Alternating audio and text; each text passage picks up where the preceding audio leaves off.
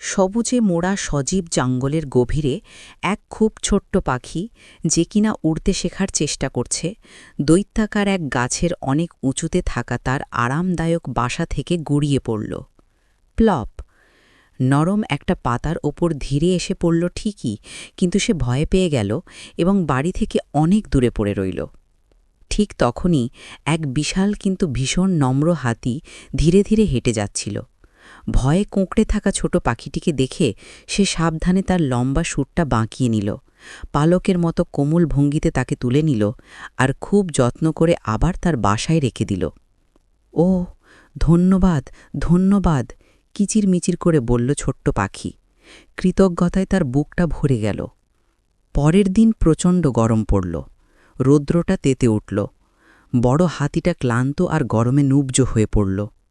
হঠাৎ তার গায়ের উপর একটা ছোট্ট ছায়া পড়ল।